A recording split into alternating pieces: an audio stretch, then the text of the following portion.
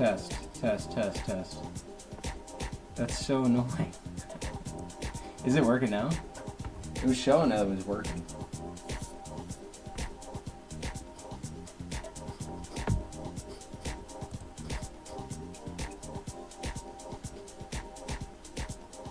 Let me just make sure it's working with you before I continue. I can hear you on Twitch. Can you hear me on Can you hear me on YouTube? Can you hear me now? Yeah, I can hear you. Let me check on YouTube. I mean, I'm sure it's good.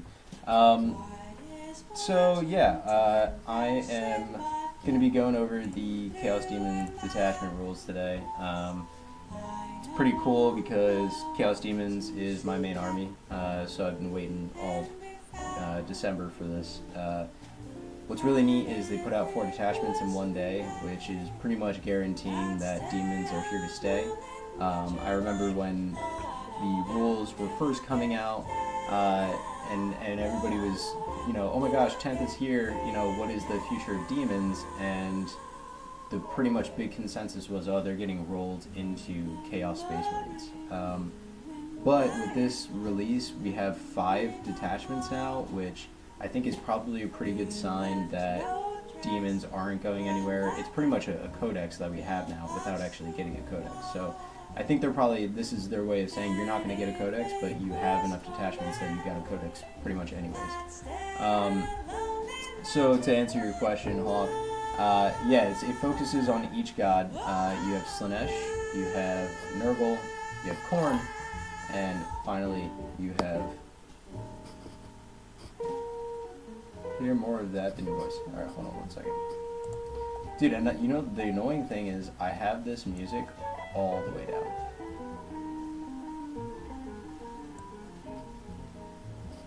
Can you hear now? That's so annoying. Alright, let's try that. Alright, how's that? And you know, I was like trying to fix that earlier, and the same thing was happening. Or maybe I'm like just talking too low. I don't know. How's that sound? Somebody give me a thumbs up before I restart my whole thing again. Yeah, so like right before I started this stream, I redid my whole setup, so no changes? Are you serious? That's so annoying.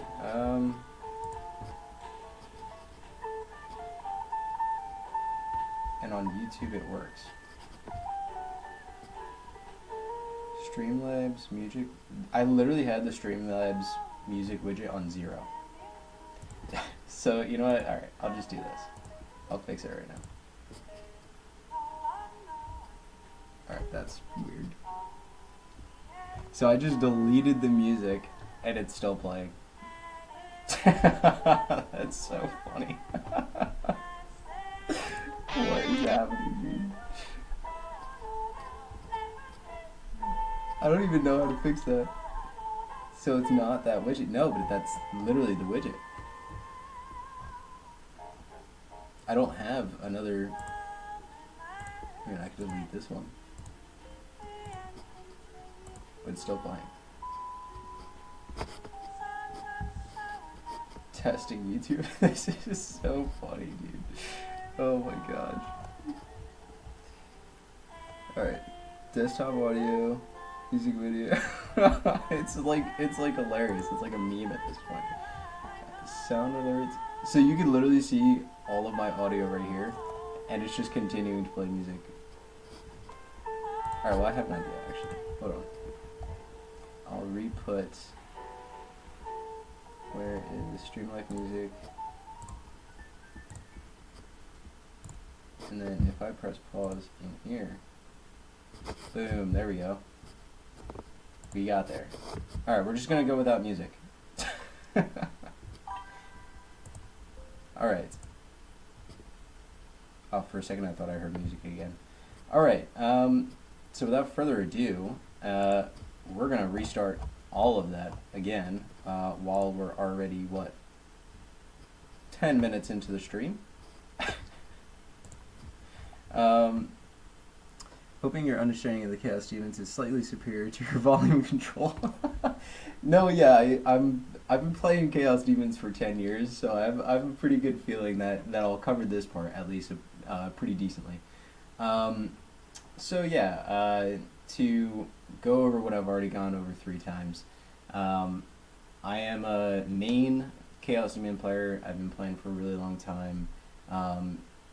I've been playing in 8th and 9th, and when 10th started, there was this like kind of consensus between players that the future of Chaos Demons was iffy, that they were going to get rolled into like Chaos Space Marines, and that they weren't going to have a codex, and that like the whole line would just kind of like dissipate and just meshed into being allies.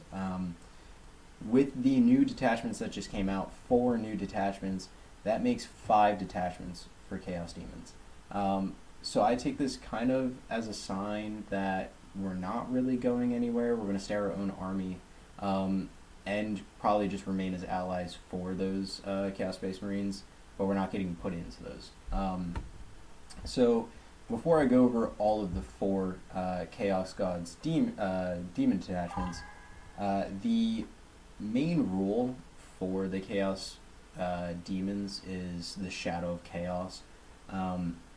What the Shadow of Chaos kind of focuses around is, depending if your deployment zone is always your Shadow of Chaos, and then if you control more than half of the objective markers in No Man's Land, that becomes your Shadow of Chaos, and if you control your enemy deployment zone's objective marker, that becomes your Shadow of Chaos. What happens is, if an enemy unit feels a battle shock in your Shadow of Chaos, they take D3 mortal wounds in addition to being battle shocked. So all of these detachments kind of play onto that. So as you would imagine, Tzeentch, right, for example, we're going to go over it in detail later, but specifically the Tzeentch detachment has kind of dice, kind of similar to like Fate dice for Eldar, and they're able to change a die roll after it's already been rolled. Core Demons, they're able to do similar to the Berserkers in World Eaters. They're able to do surge moves if somebody ends within 6, and end up in engagement range if they make the roll necessary to get into engagement range. Nurgle is kind of the army's like battle shock focused detachment, so they can force battle shocks if they're not even under half health. And Slaanesh is kind of actually really interesting, even though I don't really own a lot of Slaanesh, but this might change my mind now. So when they charge, they can choose not to take the charge bonus, which is being able to fight first. They can fight second, and what happens is whatever models survive that fight are able to reroll the hit roll and the wound roll, which is huge. That's enormous. I've been doing some light reading, so let me get this straight. Now, Rowboat and the Lion are back. Yes, they are back. The Lion's been back for maybe, I don't know, I would say like half a year. But yeah, some Primarchs are coming back in style, and hopefully they keep coming back. I see like the tease that the Alpha Legion Primarch, Alpharius or Omegon, apparently Alpharius is dead, Omegon's alive, we don't know really, but apparently one of them are coming back. I don't know if it's true or not. So I think actually crazy. Yeah, no, it actually really is crazy. It's going to be really interesting to maybe see if another Demon Primarch comes back, because there's so many Demon Primarchs and literally 2 Loyalist Primarchs that are just holding on by a thread. But anyways, without further ado, we're just going to really just jump into the Chaos Demons here. So first is going to be the Plague Legion. I already have it up. Again, this one focuses mainly around battle shock. It's their main army focus, their main army rule. So what happens is, while an enemy unit is within 9 of your Nurgle units, they're considered being in your army's Shadow of Chaos. So to remind you from earlier, if they fail a battle shock, they'll take D3 mortal wounds because they're in your Shadow of Chaos. And the cool part is this happens in each player's command phase. So they can select one unit, and in each command phase, in yours and theirs, and you have to force them to take battle shock. So in your command phase, say you're on an objective with an enemy unit, and you select that unit to battle shock. In addition to deleting their OC, you can also make them take mortals. So that's pretty strong, especially if you're trying to fight for primary. You can essentially really do pretty good on primary by forcing those battle shocks. So, going into enhancements, Nurgle model excluding monster and vehicles that this affects.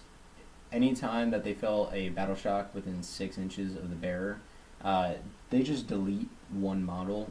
You don't have to do the D3 mortar wound roll if they fail their battle shock, which is what they're talking about here with the demonic terror. This is pretty cool because if you have like a Terminator and you have to roll a 3 on the battle shock to kill one of them, this one just auto destroys it. It's also neat, like if you're versing like Necrons, for example, those like really big like wraith looking things. If they fail battle shock, that whole entire model like just disappears, and that's numerous wounds that just disappears. So that's really neat. Like mounted units will get affected by that, and it'll be pretty decent to knock out a unit like that. And I have to bring up this crazy or Tyranid Guard. Yeah, no, absolutely. It will pretty much hurt a lot of things going on. Next one, Legion Demonica model. So that means anybody in the army can take it as long as they're a character.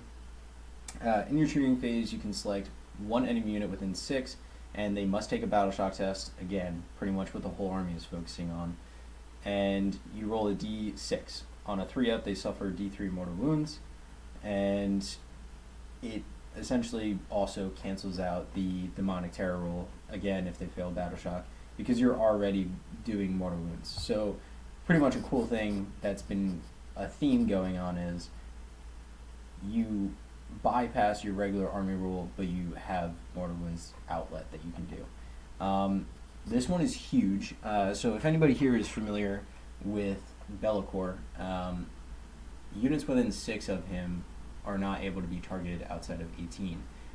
What this does is that gives it to a Nurgle monster, which is essentially your Great Unclean Ones, and they have the same ability. So anytime a Nurgle unit within 6 of them is targeted, the attacking unit has to be closer than 18, which is nuts. Because essentially what you could do is take this enhancement and also take Be'lakor, because there's no restriction. You can take other god units and put it into this. So you can have 2 units essentially saying you have to be within 18 inches of this model in order to target me, which is really, really strong.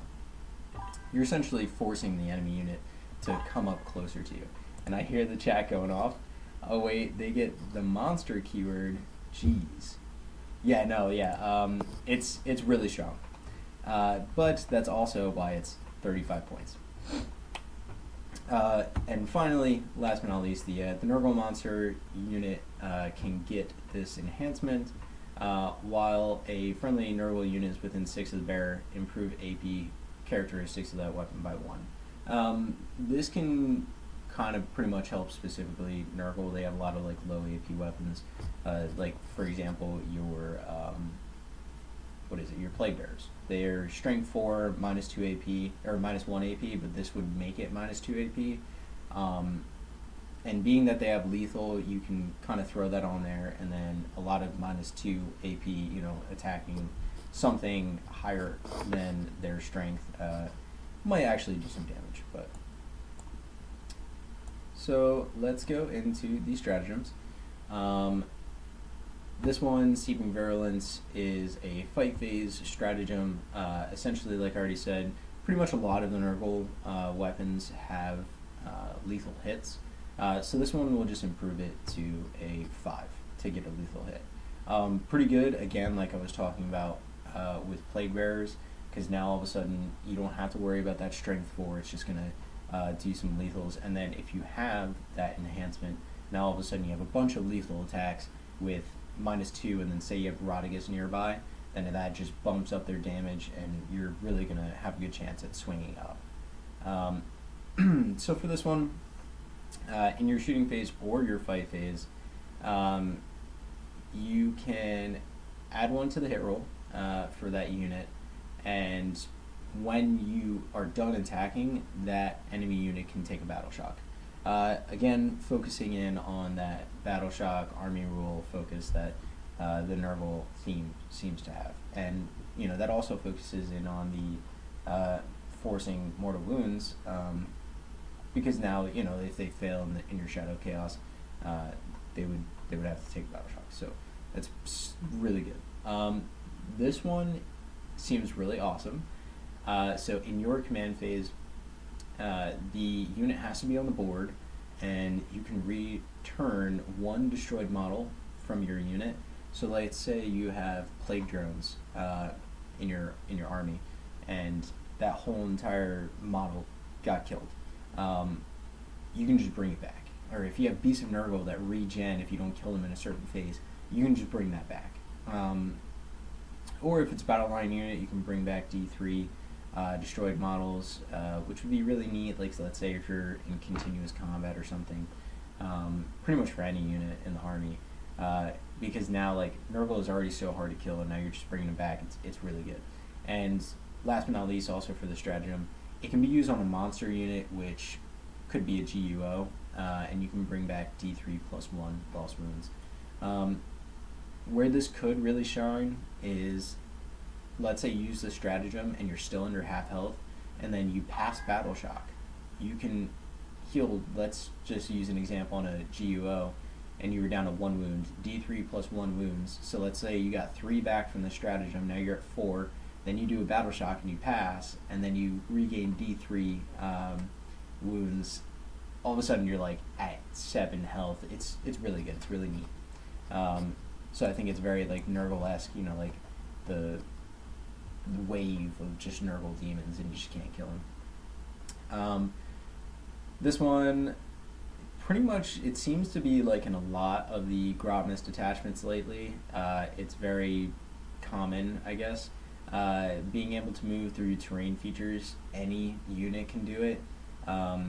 So pretty much you're thinking about your non-breachable units, your mounted, your things that don't have infantry and beasts, your giant GUO that could be hiding behind a wall and just bust through. It seems like a lot of armies are having this ability now, so it's not really that like special or anything. But nevertheless, how is it going, Paramedic? Yeah, dude, I'm really excited to go over them. So I'm actually saving them for last because that's the unit army that I have the most of. So you're probably gonna see it.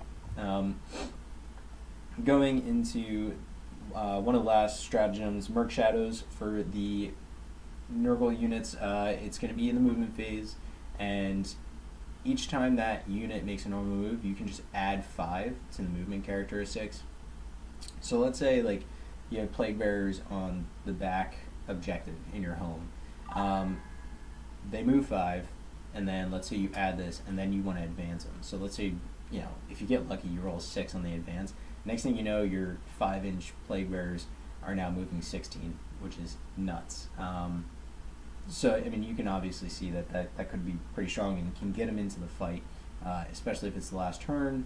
Let's say, you have them strung out and you want to have that home base objective unit be able to, like, jump onto the middle unit. 16 inches might actually get you there. And last but not least, so in your opponent's command phase, before you have used the main army rule, again, the main army rule is the selecting one unit in either command phase, and you have to make them do a battle shock test. So what happens with this stratagem is you can select, the army rule says 1, you can now select 2. So you can kind of force like those units to do battle shocks. So you can either do it mainly for the mortal wounds, or you can do it again for the primary game.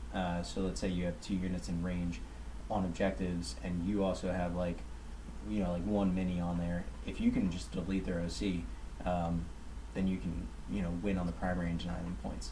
So overall feeling about this rule set, it's pretty good.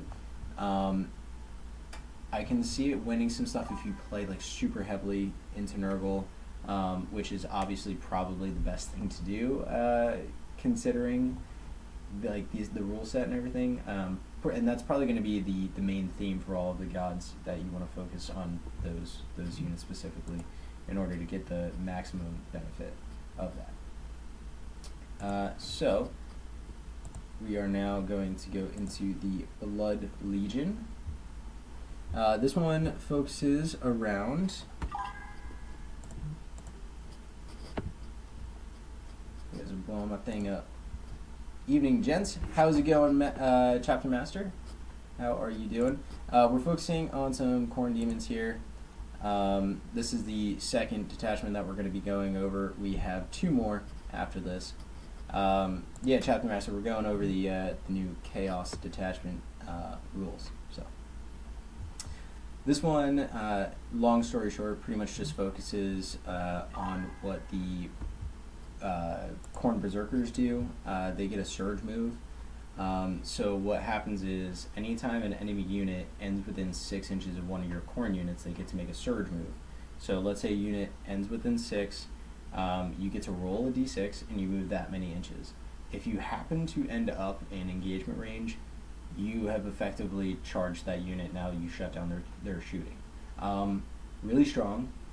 One of the negatives would be that your enemy would be able to fight first. So let's say you have like a freaking, I don't know, like a tyrant, from the what's called the Tyranids. If you surge move into it with a unit of bloodletters, they're probably gonna die. So with that being said, you have to like choose your battles and who you actually want to do this against. Or even like a bloodthirster could die to something like that. So you really want to make right decisions. This one is at the end of any phase. So they have 2 rules in this detachment. At the end of any phase, any Khorne unit from your army that destroyed an enemy unit that was in range of an objective marker at the start of the phase, if your unit has a higher level of OC over that objective, it'll remain under your control. So essentially, if you destroy a unit, you get to essentially sticky that objective. Let's go, boys. What's up, Druid? How is it going, man? It is nice to always see some returning viewers. We always appreciate it. Let me check if there's any YouTube comments before. Okay. So, going into the enhancements, Legion Demonica Khorne models, while they're within 6 inches of the bearer, they'll get the Lance ability. Pretty strong if you have, like, let's say, for example, a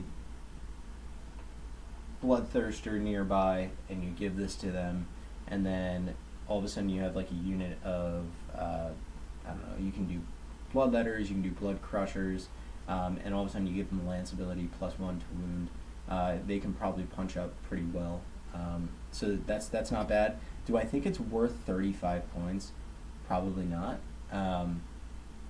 But I mean, I guess it's pretty strong. But 35 points is kind of heavy. But you gotta weigh if you think that's worth it or not. This one, Fury's Cage, focuses on a Khorne monster. So each time the bearer is selected to fight, you can use this enhancement. If it does, you suffer D3 +1 mortal wounds. But until the end of the phase, each time you make an attack, you can reroll the hit roll and the wound roll. Essentially, Khorne monsters is Bloodthirsters and Demon Prince. So 20 points for this is pretty good. D3+1, you probably want to take it more so on a Bloodthirster, because if you do that on a Demon Prince, and then let's say the enemy gets like an attack or two through, next thing you know, your Demon Prince is dead. So yeah, on the Bloodthirster, this is amazing. You're probably going to take out some of the game's like toughest models. So this is really good. Brazen Maul. So you take this on a Khorne model, and you just add 2 to the charge for the Bearer's unit. So being that it says the Bearer's unit, you pretty much have to take it like on a Bloodmaster, or I don't think Skull Taker can even take any enhancements. So pretty much like a Bloodmaster, which is still pretty good. He adds 1 to the wound roll. And if you take this on Bloodletters, so let's say you deep strike 9 away, Bloodletters have a +1 to their charge, and then this is a +2. Next thing you know, you have a 6-inch charge, which actually isn't that bad. So yeah, this is not a bad thing. But I would maybe like to see it 10 points instead of 15, but nevertheless, that is what that is. And last but not least, Gateway unto Damnation, a Khorne monster model only. So this is really cool. I haven't really seen this ability anywhere. It essentially makes your Deadly Demise ability go off on a 2 instead of a 6. So what is really awesome is, let's say you take this on a Bloodthirster. What happens with this is, if it kills a unit at any point in the game, all of a sudden the Deadly Demise becomes D3+3. Now, if you just shoehorn your Bloodthirster like in the range of multiple units in the enemy army, and you roll a 2 up, all of a sudden everything in that area takes D3+3. What's really awesome is, let's say that your Bloodthirster lasted more than a turn, they get to do their engagement mortals, they get to fight, which is probably going to blow something up, and then you do this, it's going to be a lot of death and carnage. So this is awesome, and the fact that it's 10 points, wild. I would think that this would be more points, but nevertheless, pretty much 5 out of 6 chance that you're going to get a Deadly Demise, and honestly a really, really good chance that you're going to get D3+3 on the Deadly Demise, because whatever a Bloodthirster touches, it's pretty much like a guarantee that it's going to kill it. But yeah, that's awesome. To go into our stratagems, you have the fight phase just after enemy has selected its targets. Pretty much essentially what it is just a fight on death on a 4-up. So if any of your units were destroyed on a 4-up, you get to fight on death. Gore Hungry Onslaught, your movement phase or the charge phase. Again, like I said earlier, it seems like a lot of these Grotmist detachments are getting a move through a terrain feature stratagem. So that's just what this is. You can allow, monsters, vehicles, anything that isn't breachable, you essentially give them breachable for a turn.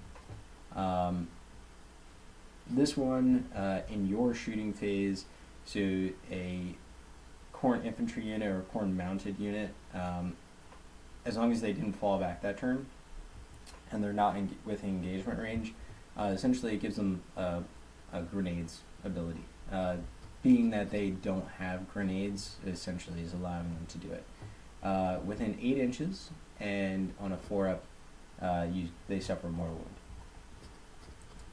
Blood Begets Skulls, your charge phase. Essentially, it's an advance in charge stratagem, which is really neat.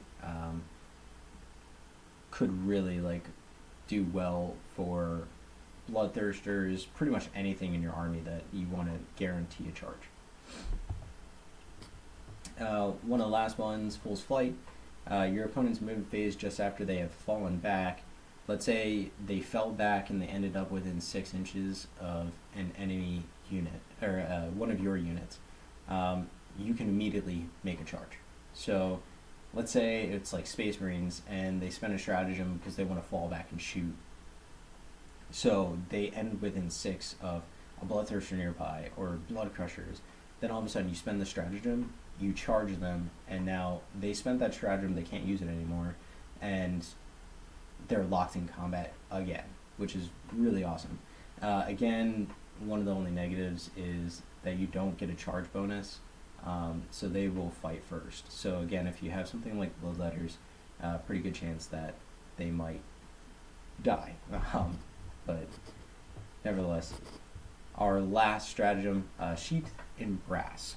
Your opponent's shooting phase, just after they selected its targets, any unit that you have, so Bloodletters, Blood Crushers, even a Bloodthirster, you give that model a save characteristic of 3. The interesting and important thing on this is that it's not an invuln, it's a regular save. So, you know, you gotta weigh if that's worth it or not. Let me just check. No, you fight first on their turn. Are you talking about this one specifically? Because it says in the effect, your unit now declares a charge and you resolve that charge. Note that even if this charge is successful, you don't receive any charge bonus this turn.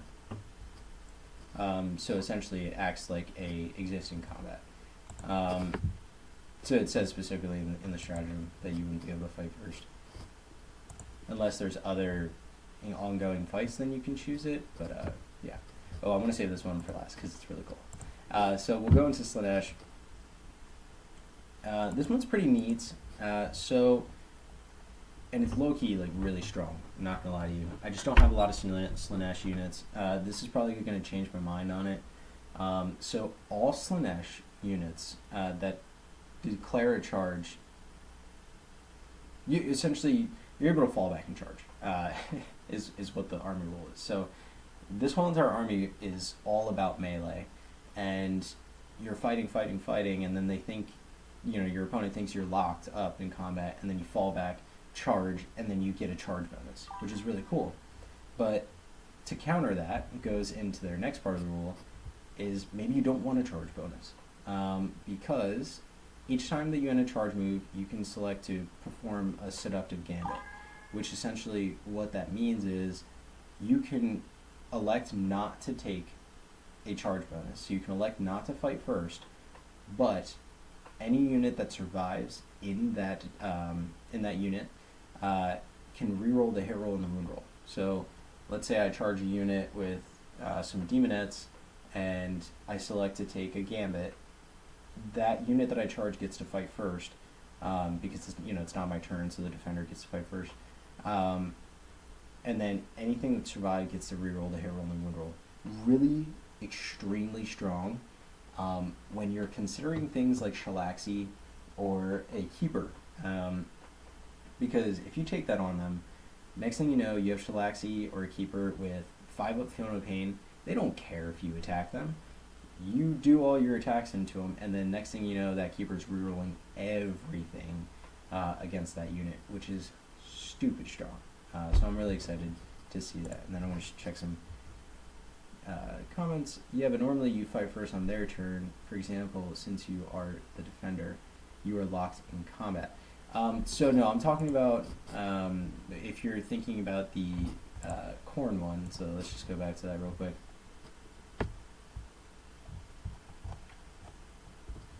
Yeah, so okay, I get what you're saying. So this one specifically, if they fall back and then you charge them, you would be able to fight first. I get what you're saying. But it says in this you wouldn't get the charge bonus, so it's not like guaranteed. So say there's other ongoing fights in that game, then you wouldn't be able to get the charge bonus. But I understand what you're saying. So this Slaanesh thing is honestly awesome just because of this. Like, the regular army rule is golden. Being able to have your entire army fall back and charge, even if you don't use the gambit, is just awesome. It's amazing. You'll never get locked up. So that's really good. So to go into enhancements, we have, for 30 points, there's 2 30-point enhancements in this, which is nuts to me, but whatever. So essentially, to save time, what both of these do is they only exclude, essentially any model that you have while a friendly unit is within 6 inches of them, excluding monsters. So you can't give it to like Shellax, or you can't give it to a keeper or whatever. You give those models their melee attacks, either one added to the wound roll or one added to the hit roll. So you could take 2 units, give them these enhancements, and then really like focus down something, adding one to the wound roll and hit roll. So there's definitely a strategy here, but for 60 points, that's a lot. Especially since a lot of Slaanesh units are stupid expensive. But I mean, maybe it's worth it, maybe it's not. Especially since it won't affect your keepers. So it's hard to see, like wanting to spend 30 points on that. The Avatar of Perfection, 15 points, a monster unit only, so you're looking at like your keepers.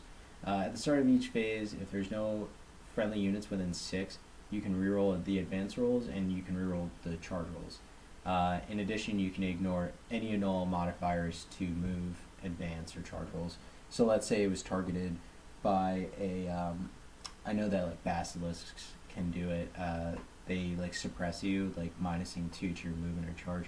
They just ignore that and move really fast. So I like this. I think this is really good for 15 points. I think that's a really decent enhancement. And last but not least, another monster-specific enhancement for 10 points. I think this one is really good. At the end of the fight phase, if one or more enemy models were destroyed by the bear's attacks, you can use this enhancement and you regain D3 lost wounds. Taking that on a keeper seems pretty good because they have the Shining Aegis, which gives you the 5-up Feel No Pain, and then you have, I think it's like the Soul Drinker or something. I kind of forget what the War Gear ability is, but if it kills a mini, you're able to regain wounds. And then let's say you take this enhancement on top of it. Next thing you know, you have a 5-up Feel No Pain. You're regaining wounds when you kill models, and then this enhancement lets you also regain wounds when you kill models. For 10 points, it kind of is like similar to that idea of the GOO with the Endless Gift. So really neat stuff there. So to go into stratagems, any phase just after an attack or mortal wounds is allocated to your Slaanesh unit, and important to know, excluding monsters, so you can't put this on keepers or Shellaxi. If you have a friendly unit within 12, you can essentially push off those attacks, those wounds, to that friendly unit. The bad thing, you can't save against it because those wounds essentially like automatically become mortal wounds. So let's say it's a regular attack and they're shooting this unit and you really don't want it to die, you kick it off to the other unit, but instead of being able to save against it, it just becomes a mortal wound, even if it wasn't in the first place. So I mean, if you want to like, if you don't think like the Demonette unit is like worth it, you can kick wounds off to them. Might be worth it. But again, like I said earlier, a lot of like your Slaanesh units are stupid expensive, and I don't know if you value wanting to kill more. I don't know. But I guess like if you're on an objective and you want to keep that unit alive, it's definitely worth it. Feel No Pain wouldn't help. So that unit would have to have a Feel No Pain. So you could give it to like a keeper, or you could give it to Shellaxi. I don't know, like because then all of a sudden you're betting on like a 5-up Feel No Pain, and you're giving mortals to like one of your strongest units. Like it could be worth it. You just kind of have to weigh like the benefits, because it would really suck if you're just helping your like opponent kill your units. Like that's why I was so cynical about the Chaos Knights detachment that came out, because you're like helping your enemy kill your own units, or that unit is healing like crazy. Yeah, so I mean, against a keeper, it would be kind of good. Going back to that whole strategy with the enhancement that lets you regain wounds, and then the keeper regains wounds off killing models and stuff. So it could work, but I don't know. You just have to weigh if it's worth it or not. For the next one, during the fight phase, one of your Slaanesh monsters or up to 2 units of Slaanesh excluding monsters that haven't been able to fight, they can add 1 to the wound roll. Super strong, especially if you have like a bunch of like I don't know, like demonettes or whatever running around, adding 1 to the wound roll, especially since they have like really low strength and a bunch of attacks. It could be pretty good. And then next thing you know, if you have like a keeper nearby, or if you have, let's say for example, the really expensive 30-point False Majesty, you're adding 1, or I'm sorry, Dreaming Crown, you're adding 1 to the hit roll, then you're adding 1 to the wound roll with the stratagem, and next thing you know, you have some pretty buffed up demonettes. This one right here, this part of the stratagem is kind of worrisome. 2 CP. Do you want to be spending 2 CP on glass cannon demonettes? Like, if there's 10 of them, absolutely. But demonettes seem to die really quickly in game, and if you're spending it on like broken squads, I don't know if it's, you know, it might be worth it or not. But what this could be really good with is keepers, because keepers' strength, their weapons are pretty weak. So if you're adding 1 to the wound roll, next thing you know, you have a pretty good chance at actually taking down some of these vehicles that they struggle with. So sensory excruciation, your command phase for 1 CP, the Slaanesh monster unit from your army that's on the battlefield, each unit on the battlefield that is within your army's Shadow of Chaos must take a Battle Shock test, subtracting 1 if they are below half strength. What is interesting about this is you're also battle shocking your own units. Now, at first you might be like, oh, that's like horrible, like why would they do that? Let's say it's late game and a lot of your units are really injured. What happens with the main demon army rule is if you're battle shocked and you pass your battle shock, you regain D3 mortal wounds. And then if you're a battle line unit, you regain D3 models. So let's say, you know, those demonette units that are down to like 3 minis remaining, and they pass their battle shock, they all of a sudden could heal up to 4, 5, or 6. Pretty good. What could also bite you is you're on an objective and you hold it, and then all of a sudden you're battle shocked, and now you don't hold it anymore. So, you know, you kind of have to like weigh if it's worth it or not. And a lot of like secondaries also require you to not be battle shocked, so you could hurt yourself there. But on the flip side of it, if you force an enemy unit to battle shock and then all of a sudden they fail and now they take D3 mortal wounds and they don't have any OC, it could help you as well. For Phantasmal Longing in your movement phase or charge phase, again, like every single stratagem, every single stratagem in each detachment seems to have one of these. Being able to move through a terrain feature if you're not breachable. You gain breachable for a turn. This seems to be like huge with every detachment. Everybody's going to have it. But nevertheless, that's something that they're like adding to the game. So this one is for 1 CP. Your charge phase just after a demonic Slaanesh unit has ended a charge. You can select 1 enemy unit in engagement range of that unit, then roll d6 for each model in your unit that's within engagement range.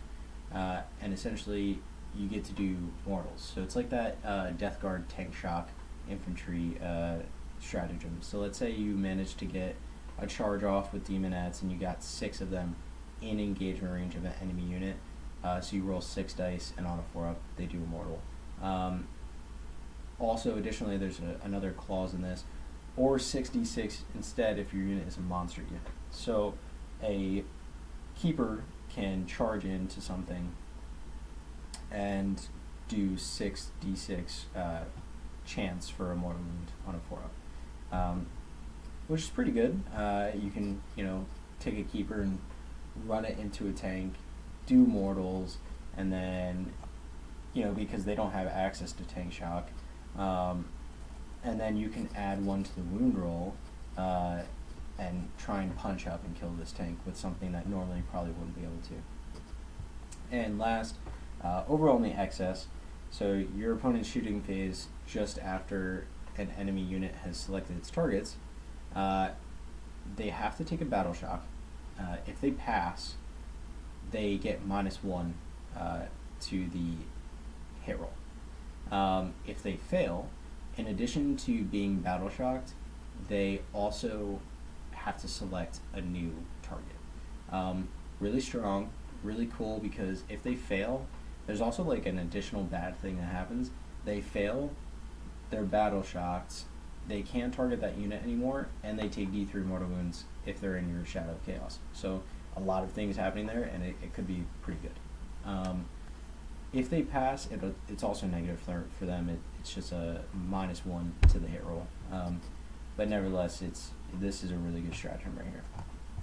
Overall feeling with these guys, even if like I didn't have all these stratagems and I didn't have all these enhancements, I would still love this detachment because everything can fall back and charge, and you can select to have these like really tough things that you know aren't going to die to like a unit of Marines or something, and you can choose not to fight first, and then you have re-rolling, hit roll, and wound roll. Going off of just these two, and then on top of it, I get all these enhancements and stratagems. This is super strong. So I think you're probably going to see a lot of Slaanesh armies in the future. And last but not least, the one that I'm like super excited about because I just love Tzeentch. It's my main army. I just have like so many units of them. So it seems like a lot. It's actually pretty simple. So you start the battle with 3 flux tokens. It's kind of like a similar rule to your fate dice for Eldar and your sisters units, where they have like these tokens off on the side or dice off on the side. You don't have to roll for what these tokens are going to be, but you just have them on the side. You get 3 of them at the start of the battle.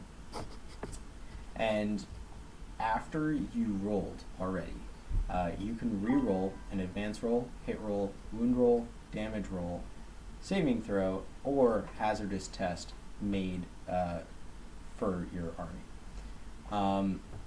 Super cool. You might be like, oh, well, that kind of sucks because you only have 3, but that's what this next part gets into. They can also enhance some of your stratagems, which we'll get into later. And each time you spend a flux token, you spend it and then give it to your opponent.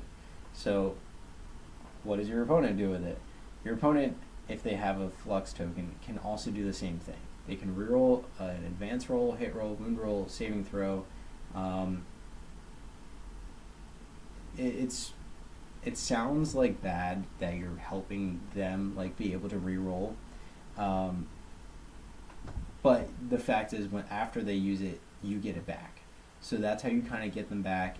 And then another little clause is, if you're like, say your opponent's like hoarding them and they don't want to use them, in your command phase, if your opponent has 1 or more of these flux tokens and they haven't used them, you get 1. So you have some generation going on there that you can get them. Another important thing is there's no cap to how many times you can use it in your turn. So let's say you have like 3 wounds that you missed and you really need to kill this thing. You can spend 3 flux tokens, and next thing you know, you can reroll all of them. But on the flip side of it, your opponent gets flux tokens, and let's say he uses them to reroll all of the saving throws that you just did. So I mean, you gotta weigh if it's worth it or not. This one, for 10 points, pretty strong. A Tzeentch model in your command phase, if he's on the battlefield and your opponent has 1 or more flux tokens, you gain an additional flux token. So that kind of adds into this little, in your command phase, your opponent has a flux token, now you gain 2. Pretty good because you want more, obviously, to fuel your army roll. Oh, dude, it's awesome. It's it's a lot of fun. I'm really excited to play these guys. For 10 points for the second one, monster units, you're looking at your Lord of Change, you're looking at your Demon Princes. Every time that they're selected to shoot, you can select one other friendly unit within 9. And if you do, when selecting targets for ranged weapons equipped by the bearer, you can measure range and determine visibility for one model of your choice in the selected unit instead. So what this essentially allows you to do is, let's say you have a Lord of Change that's poked around a corner, and then you have Kairos Fate Weaver like hidden behind a building, but they're within 9. All of a sudden, Kairos can use the sight of the Lord of Change and all range and everything coming from that model and be able to shoot, which is neat because Kairos has an indirect fire weapon, and let's say you don't want to have to get the negative effects of firing indirect, and all of a sudden you just hit on 2s. Yeah, so pretty much fire prism demons, also similar to the Thousand Suns that get to do that, so really decent. This one, kind of silly, being that like we never want to find ourselves in melee, but nevertheless, for 20 points, a Tzeentch monster, so you're looking at your Demon Prince, your Lord of Change. You improve the strength characteristics of melee weapons by 2.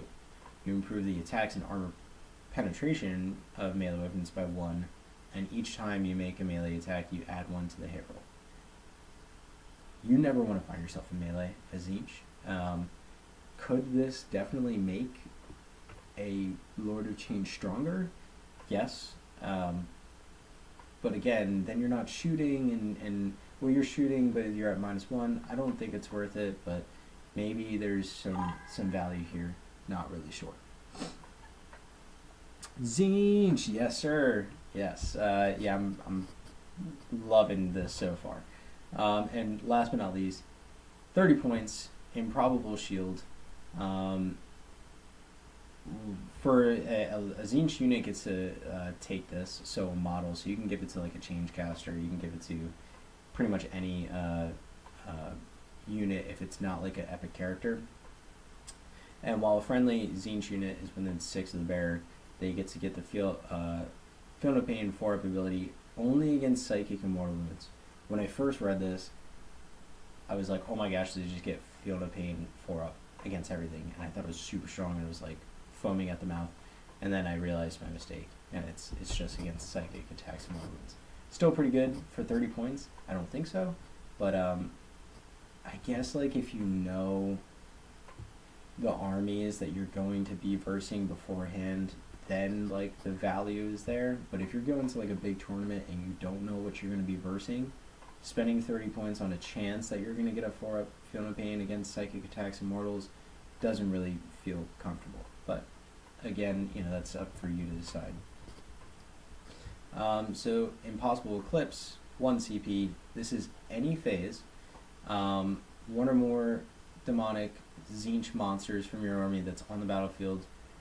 Select No Man's Land or your opponent's deployment zone, or spend 1 flux token to select both. And until the end of the phase, that area becomes your Shadow of Chaos. So to just recap on what Shadow of Chaos is, you have to control more than half the objectives in No Man's Land to get your Shadow of Chaos, or you have to control your enemy's deployment zone to get that area as your Shadow of Chaos. If somebody fails a Battle Shock in that area, they have to take D3 mortal wounds in addition to being Battle Shocked. So this could be pretty good. I don't know how I feel about it, being that it's only Tzeentch, but you know, I guess, you know, it's still pretty good forcing Battle Shocks. It's not as good as like Nurgle that focuses on Battle Shock. It kind of feels like this almost should have been a Nurgle stratagem, but nevertheless.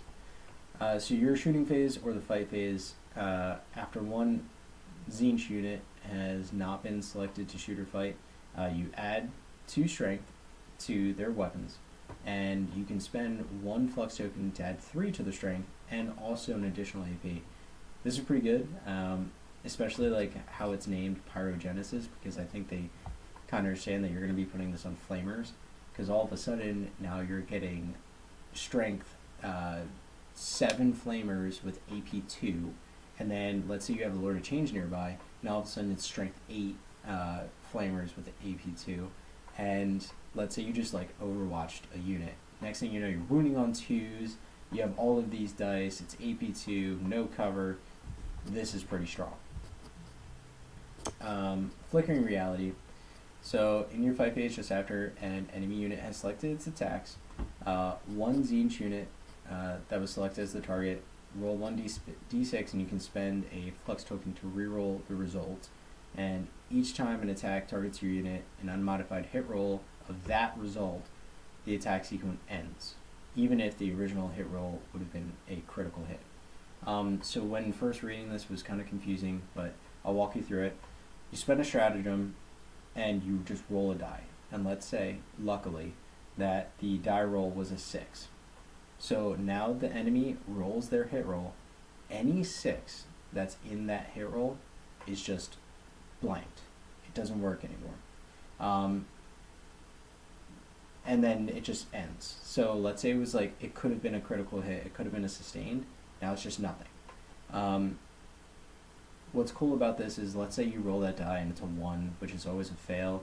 It would kind of suck, but you can spend a flex token to re-roll that, and next thing you know, you might get like a 5 or 6 and you can blank out those attacks, which is pretty good.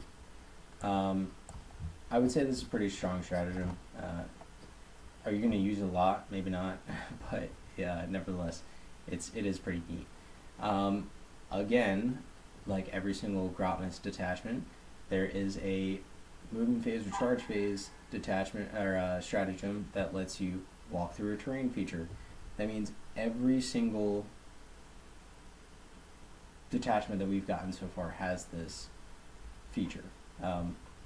It's okay, I guess. I don't know. Like it's confusing why they're really like just handing this one out like candy. So you know, like, and I kind of want to talk about that because like now you're kind of like really allowing every single army to like just ignore such a big part of the rules, which is like obscuring and being able to get around buildings and stuff. And now like every single army has a way to just like ignore walls, which is just like, I don't know, it kind of feels like at the start of 10th, you know, like only some units had deep strike within 3 or deep strike within 6, and now like all of a sudden like fucking 10, 15 armies has deep strike within 6. So it just makes it not special anymore. But yeah, nevertheless, we'll keep going. Fickle Fire, 1 CP, your shooting phase, after one Zinch unit from your army that's within engagement range of 1 or more units.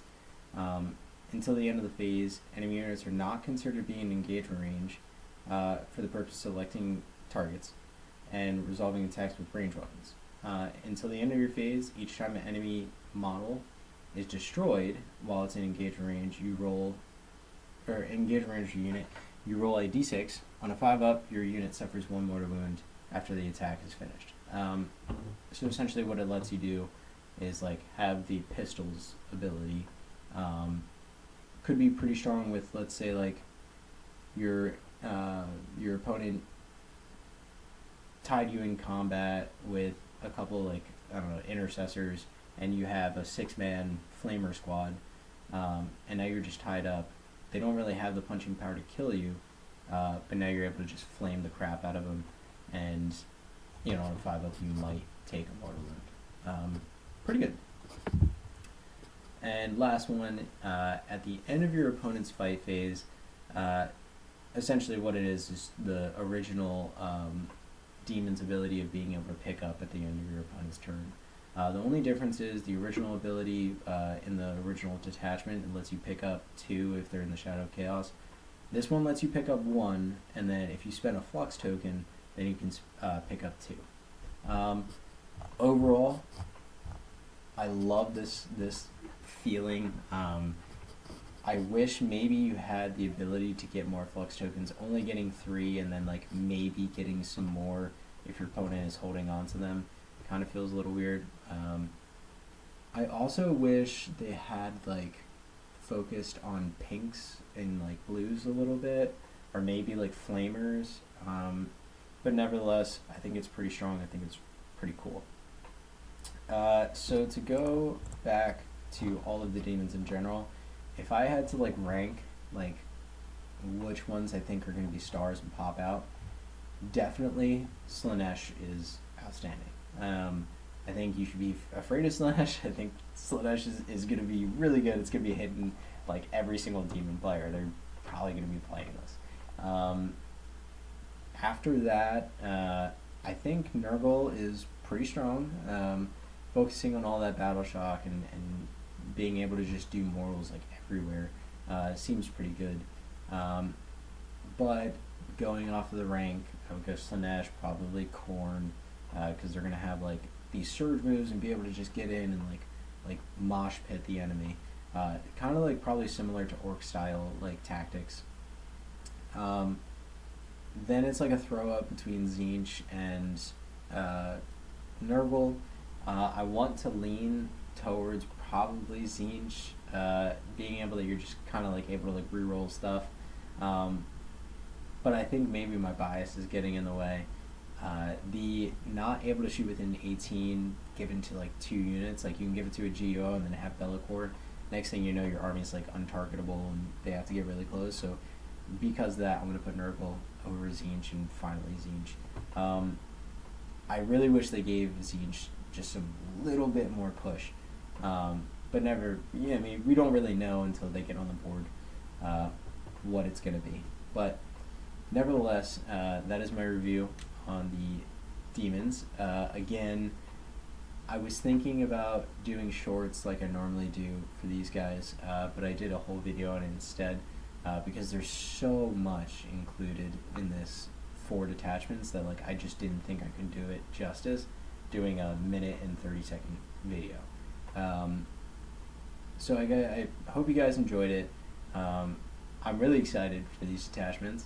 I really can't wait to get more units of each one and build these up and hopefully be playing them on our battle reports.